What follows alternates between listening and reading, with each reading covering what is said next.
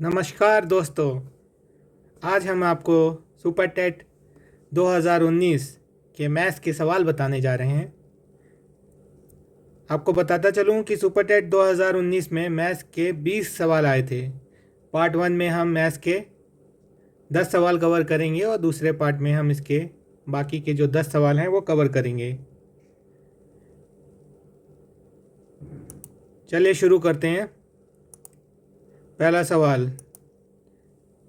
है बी के किस मान के लिए असमी का B square plus 8b greater than equal to 9b plus 14 सत्य है। तो देखिए बच्चों, अगर इस सवाल को हम सॉल्व करने चलेंगे तो ये बहुत ही लेंदी पड़ जाएगा, इसलिए हम आपको इसके लिए शॉर्टकट बताते हैं। आप पहले वाला ऑप्शन देखिए। पहले वाले ऑप्शन के हिसाब से b इज़ ग्रेटर देन -5 और b इज़ लेस देन 4, तो b हम ज़ीरो ले सकते हैं क्योंकि b zero is less than 4 है और ग्रेटर देन -5 है। b ज़ीरो रखेंगे तो देखिए क्या मान हो जाएगा, b स्क्वायर ज़ीरो हो गया प्लस 8 इंटू b ज़ीरो, तो zero is greater then 9b, b की जगह ज़ीरो रखा तो ज़ीरो प्लस 14। ठीक है, अब यहाँ पे आपका होगा ज़ीरो इज़ ग्रेटर देन 14, जो कि सही नहीं है। ज़ीरो 14 से बड़ा नहीं हो सकता, तो ये ऑप्शन आपका गलत हो गया। अब सेकेंड ऑप्शन हम देख रहे हैं, b इज़ ग्रेटर देन 5 और b इज़ लेस देन -4। -4 है, b लेस देन, तो -4 -5, b की वैल्यू -4 -5 हो सकती है। और b इज़ ग्रेटर देन 5 है, तो b हो सकता है आपका 5 6, इस तरह से 5 हम रखते हैं। देखिए बी स्क्वायर 5 में रखा, 25 प्लस 8 पंजे 40 greater than 9 into 5 plus 14, 9 5 45 plus 14, 45 plus 14 आपका हो गया 59 इज़ ग्रेटर देन 20 40 60 और 65 is greater than equal to 49। तो ये ऑप्शन सही है, तो आपका आंसर होगा सेकेंड। दूसरे सवाल की तरफ बढ़ते हैं।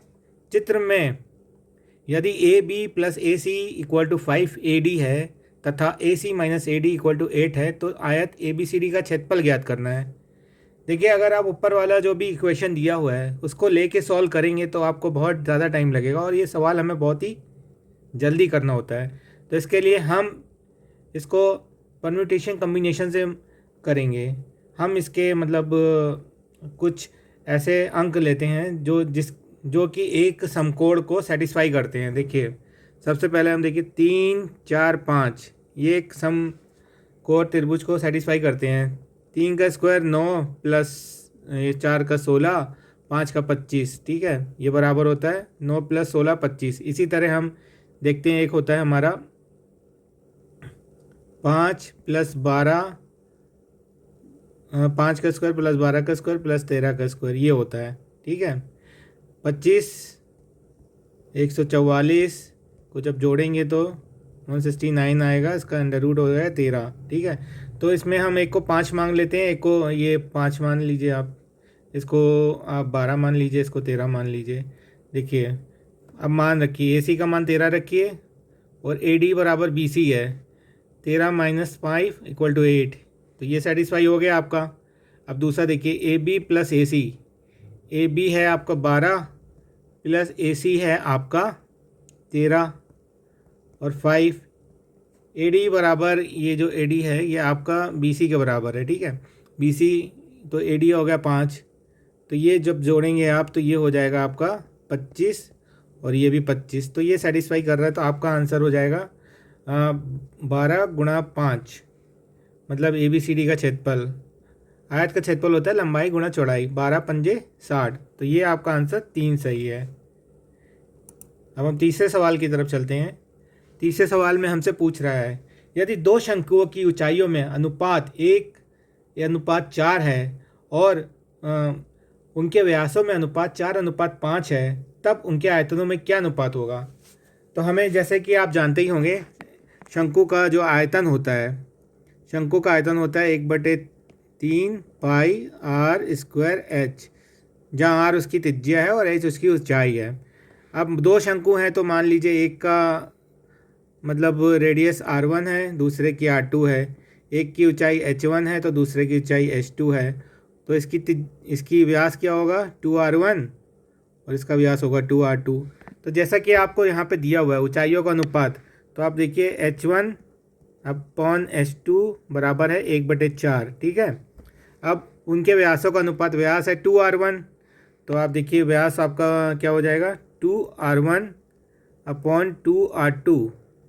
क्या है ये 4:5। 2 से 2 कट जाएंगे तो r1/r2 हो जाएगा आपका 4/5। तो अब उसके आयतनों का क्या अनुपात होगा, आयतन देख लीजिए आप। पहले का आयतन मान लीजिए Δ1 है, दूसरे का आयतन Δ2 है, ये इसका अनुपात है। तो इसमें 1/3 पाई r1² h1²। ठीक है, h1² नहीं है, सॉरी माफ़ करिएगा, अपॉन 1/3 पाई r2² h1। 1/3 1/3 कॉमन है, कट जाएगा, पाई पाई कॉमन है, ये कट जाएगा। तो ये हो जाएगा Δ1/Δ2 इक्वल टू r1/r2² h1/h2। अब इसका मान रख दीजिए आप सीधे सीधे। r1/r2 हमारा है 4/5, 4/5 का स्क्वायर हो जाएगा 1/16, 16/25। ठीक है। अब गुणा h1/h2, h1/h2 देखिए यहाँ से 1/4 है, 1/4 ले लीजिए, 4 से 16 गया 4 बार में, तो आ जाएगा 4/25। तो इधर देखिए आंसर हमारा 4/25 किस में आ रहा है, ए, पहला ऑप्शन है। तो इसका पहला ऑप्शन सही होगा। इसके साथ ही हम दूसरे सवाल की तरफ बढ़ते हैं। 84 क्वेश्चन। प्रथम 9 प्राकृतिक अभाज्य संख्याओं का औसत है। हमें प्रथम 9 अभाज्य संख्याओं का औसत निकालना है। अभाज्य संख्या वो संख्याएं होती हैं जो अपने अलावा किसी और नंबर से नहीं कटती हैं। तो हम सबसे छोटी अभाज्य संख्या होती है 2। ठीक है। उसके बाद होगी आपकी 3, 5, 7, 9 नहीं आएगी, 11 आएगी, 13 आएगा, 15 नहीं आएगा, 17 आएगा, 17 के बाद 19 आएगा, 19 के बाद 23 आएगा। तो आप देखिए 1 2 3 4 5 6 7 8 9। अब इसको सबको जोड़ दीजिए, 2 3 5 5 5 10, 10 7 17, 17 और 11 28, 28 और 13 41, 41 और 17 58, 58 और 19 आपका हो गया 77 और 77 और 23 आपका हो गया 100। तो इसका पूरा सम हो जाएगा 100 और अपॉन 9। तो यही तो औसत होता है, जितने नंबर हैं उसको उससे डिवाइड कर दीजिए। ठीक है, औसत हो गया 9 से भाग देंगे 100 को, तो ये हो जाएगा 11 बार 99 और 1/9। तो ये आंसर हमारा आ रहा है चौथा। तो इसका आंसर होगा 4th।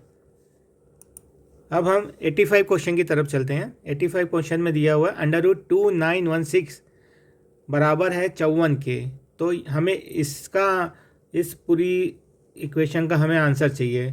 तो आप सबसे पहले क्या करेंगे, इसका कॉमा हटा दीजिए। तो कॉमा हटाने के बाद दो दशमलव, तो यहाँ 100 आ जाएगा। यहाँ कॉमा हटाएंगे तो 4 अंक का दशमलव के बाद तो आपके 4 अंक आ जाएंगे। यहाँ पे आपके 6 अंक है तो यहाँ 6 अंक आ जाएंगे। ठीक है, यहाँ पे आपके 8 अंक है तो इसके नीचे आ जाएगा, ये दशमलव हटाएंगे तो 8 अंक आ जाएंगे, 4 5 6 7 8। ठीक है। अब ये जब ये बाहर आएंगे अंडर रूट के, तो ये हाफ हो जाएंगे, मतलब यानी 100 का √100 का मान होता है 10।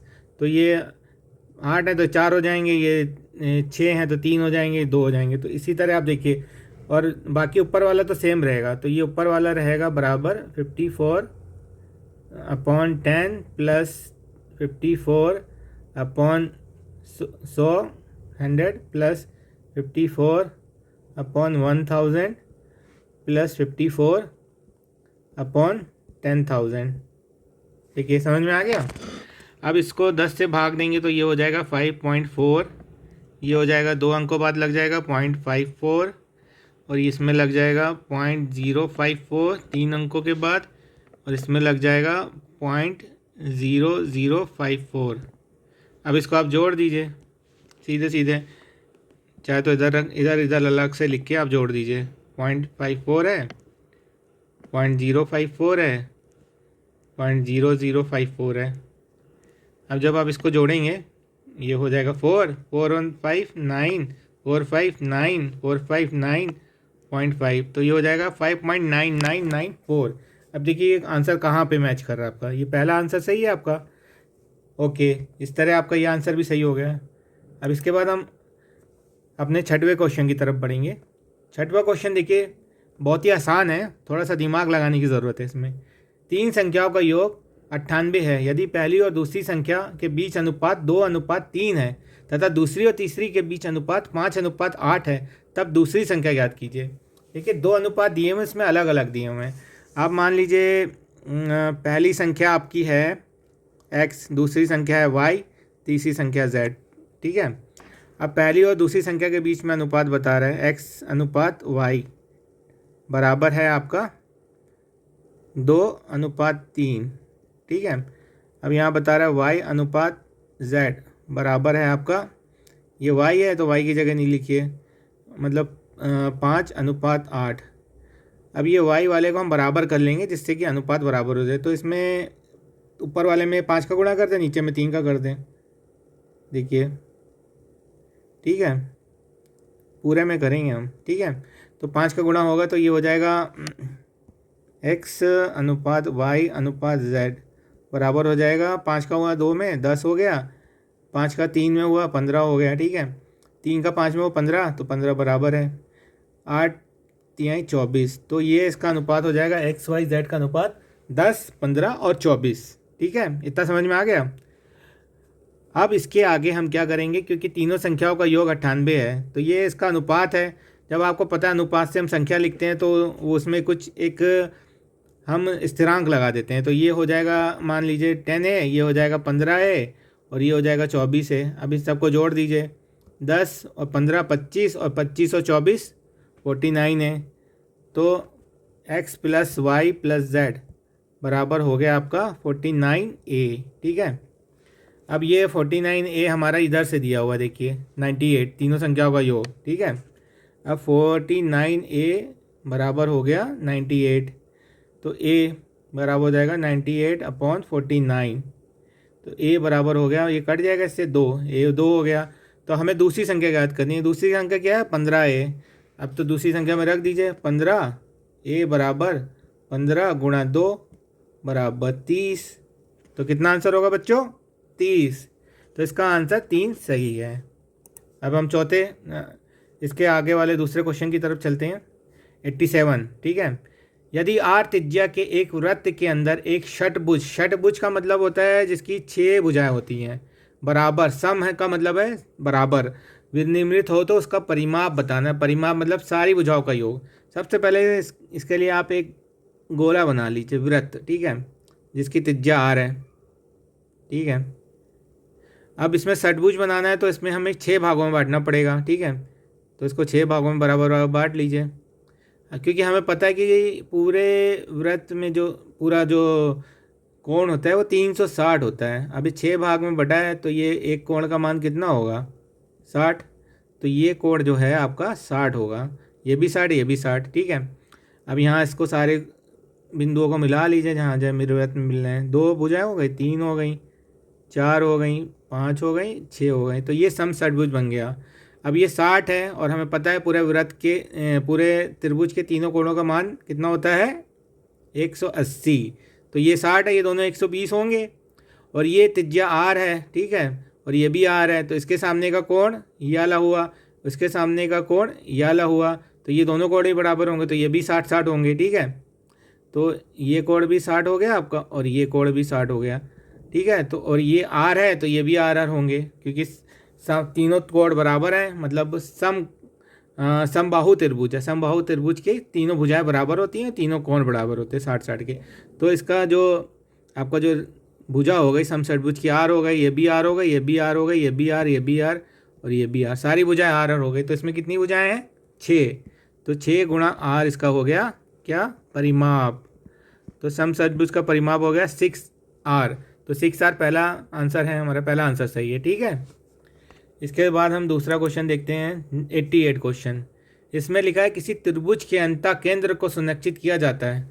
तो सबसे पहले आप एक त्रिभुज बनाइए। त्रिभुज का अंतः कोण कैसे बनता है इसकी जानकारी आपको होनी चाहिए, ठीक है।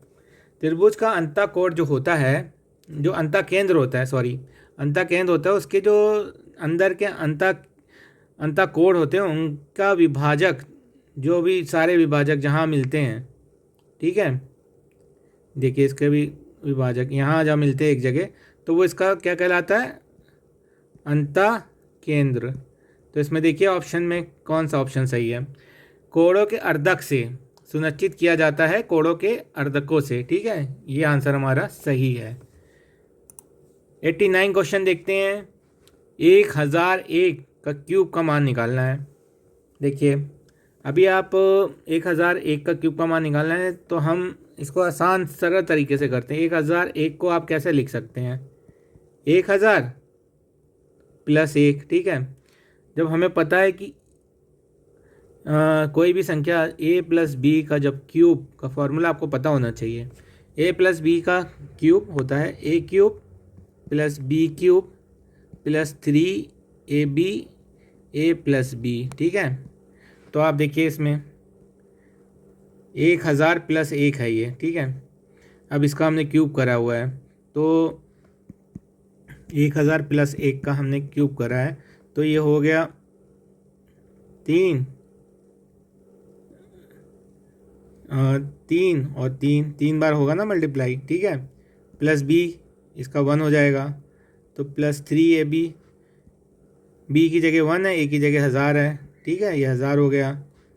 और ये a प्लस बी 1000 प्लस 1, ठीक है। अब इसमें आप देखिए ये हो जाएगा, देखिए इसको अलग से लिख लीजिए, 3 4 5 6 1 2 3, ठीक है। और एक ये हो गया, अब ये हो जाएगा 1000, तो ये हो जाएगा प्लस 3 4 5 6 7 8 9, ठीक है। 3 ये अंदर जब जाएगा तो 3000 है, तो 3 0 ऐसे बन गए, प्लस 3 अंदर जब गया तो ये हो जाएगा 3000, ठीक है। अब इसको आप जोड़ दीजिए, 1 हो गया। अब इसमें आप यहाँ पे लिख दीजिए 3 3 6 है, इधर से लिखिए 3 0, इधर से 3 0 लिखिए, फिर इधर 3 आ जाएगा, फिर इधर से 3 ऐसे आ जाएगा, ठीक है। अब इसको आप जोड़ दीजिए सबको, ये आपका हो जाएगा 1, ये हो जाएगा 0, ये हो जाएगा 0, ये 3, ये 0, ये 0, ये 3, ये 0 0 1। अब देखिए ये आंसर आपका कहाँ आ रहा है, 1003, ठीक है, ये मिल रहा है आपका 003 001, ये आंसर आपका इसमें मैच कर गया। तो ये आंसर आपका इसका 3 सही है। आखिरी सवाल की तरफ हम बढ़ते हैं। देखिए इसमें आखिरी सवाल है, यदि किसी संख्या का 20% 120 हो तो उसी संख्या का 120% क्या होगा।